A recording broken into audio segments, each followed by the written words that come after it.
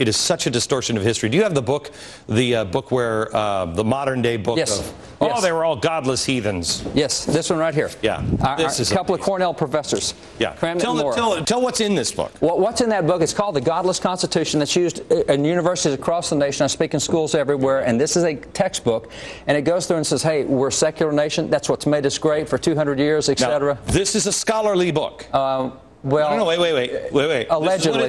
That's right. That's right. It's academics, it's PhDs that did it, it's a university textbook. Now, if you'll notice, if you've ever read anything scholarly, can we pick it up on 3 here on Oscar's camera? Okay, if you've ever read anything scholarly, like read Progressivism, the history of modern liberalism, it's a nightmare, and it's full of footnotes. There are no footnotes. They say at the end, their quote is, we have dispensed with the usual scholarly apparatus of footnotes. Trust us, we're PhDs, we know what we're talking about. Right. None of these guys believed in God. You have the largest collection in private hands of American papers and documents prior to 1800? Prior to 1812. Prior to 1812. Okay. Let's continue to go here to number 4. Benjamin Rush. He's considered one of the 3 most significant founders. John Adams said when he died that you had George Washington, Ben Franklin, Benjamin Rush. We've never heard of the guy today. Benjamin Rush, let me pull his stuff right here. Benjamin Rush is the man who founded the first Bible Society in America. He did the first mass-produced Bible in America. He founded the Sunday school movement in America.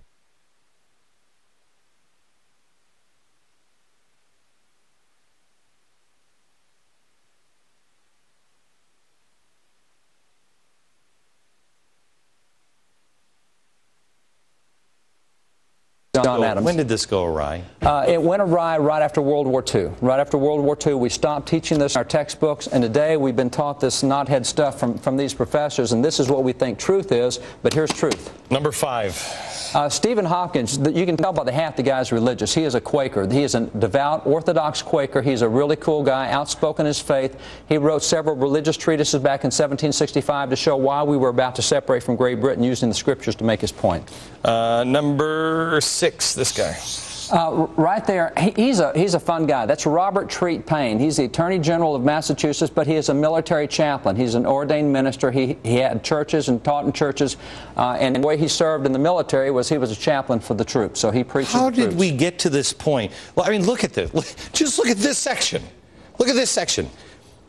Look how many are deeply, deeply religious. Yeah. How did we get to the point to where, no, these are...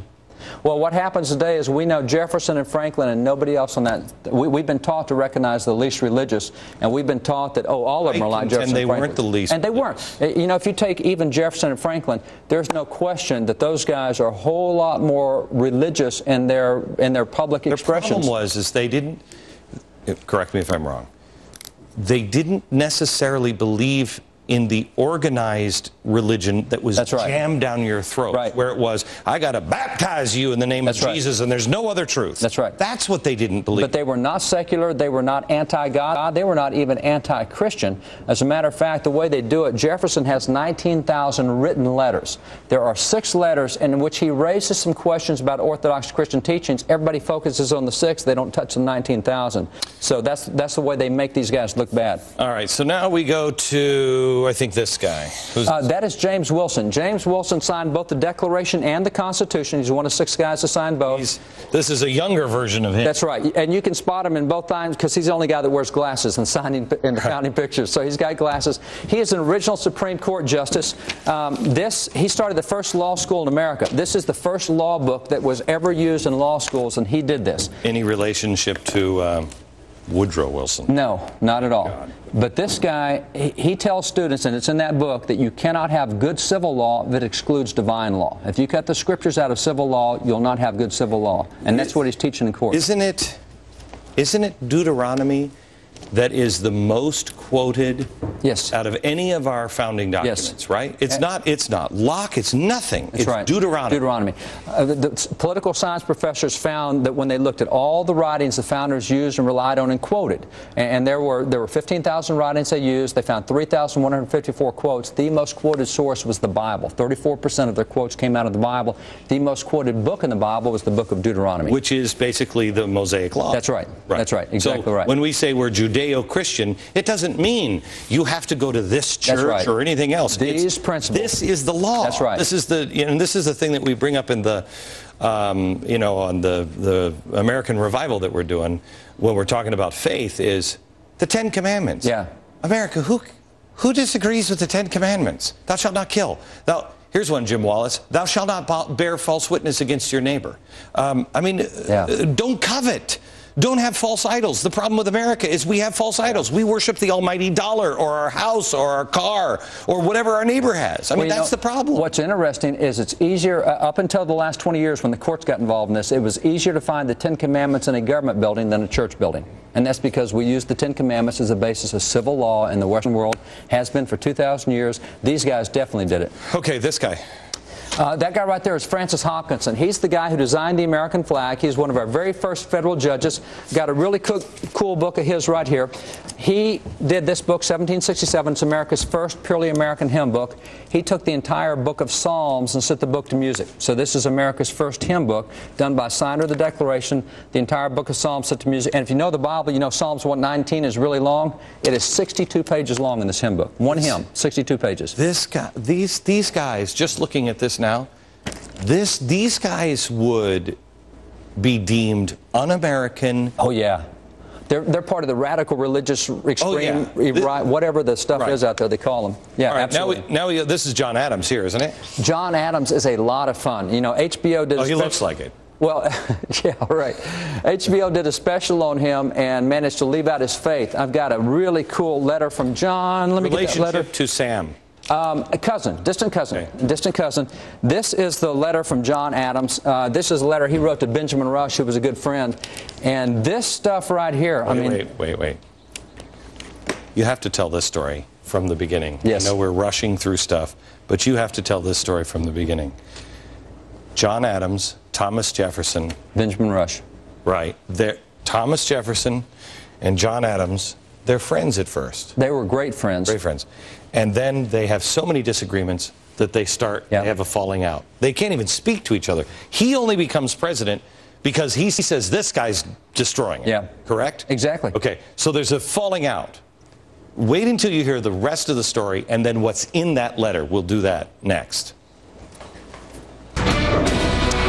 America, you are never going to get, thank God, fall to your knees, I mean this, and thank God every day for the people at Fox because they allow stuff like this on the air. And believe me, they will have heat for it. It's an hour of faith. And our founders, if you want to rebuild or restore America, you got to know the truth of America. What are our building blocks? Faith is the first one. Faith, hope, and charity. I want to show you what you're not learning in school. Call a friend and tell them, because I don't know if this show will ever be repeated. We were talking about Thomas Jefferson and John Adams. We're with David Barton, by the way, and Benjamin Rush, who is right here.